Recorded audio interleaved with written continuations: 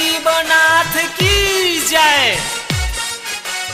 बोला बाबा रामेश्वर नाथ की जय।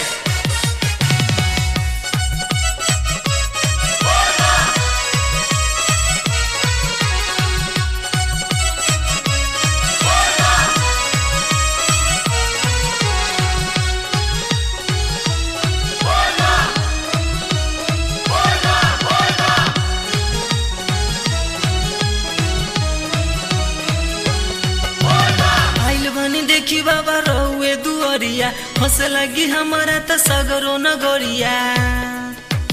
आइल बनी देखी बाबा रहुए दुअरिया हंस लगी हमारा त सगरो नगरिया।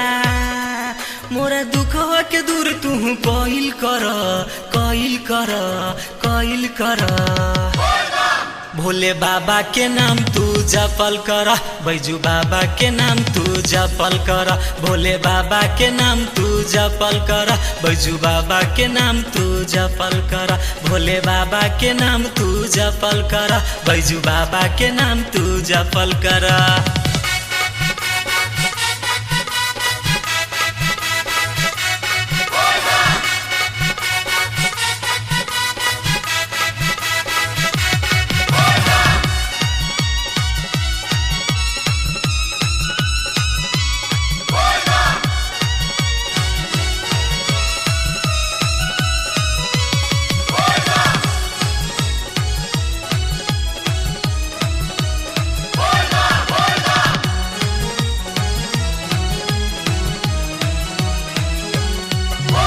केहू कहे संत केहू कहेला भिखारी, पवन त बाटे बाबा रहुए पुजारी। केहू कहे संत केहू कहेला भिखारी, पवन त बाटे बाबा रहुए पुजारी।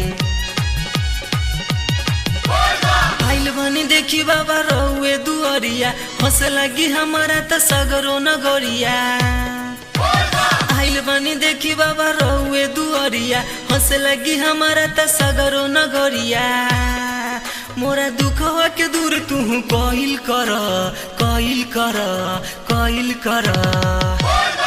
भोले बाबा के नाम तू जपल कर, बैजू बाबा के नाम तू जपल कर। भोले बाबा के नाम तू जपल कर, बैजू बाबा के नाम तू जपल कर।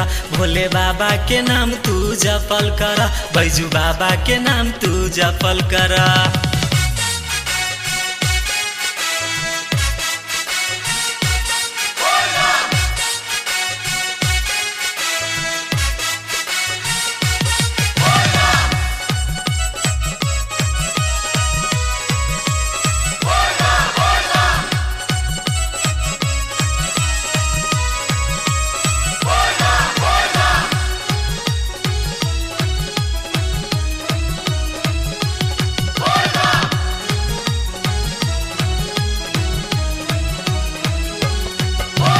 जब जब धरती पर बढ़े लागी पाप हो, तब तब भक्त राउर करेला पुकार हो। जब जब धरती पर बढ़े लागी पाप हो, तब तब पवन राउर करेला पुकार हो। आइल बनी देखी बाबा रहुए दुअरिया हंस लगी हमारा त सगरो नगरिया। आइल बनी देखी बाबा रहुए दुअरिया हंस लगी हमारा त सगरो नगरिया। मोरा दुख हो के दूर तू कइल कर कइल कर कइल कर। भोले बाबा के नाम तू जपल कर, बैजू बाबा के नाम तू जपल कर। भोले बाबा के नाम तू जपल कर, बैजू बाबा के नाम तू जपल कर। भोले बाबा के नाम तू जपल कर, बैजू बाबा के नाम तू जपल कर।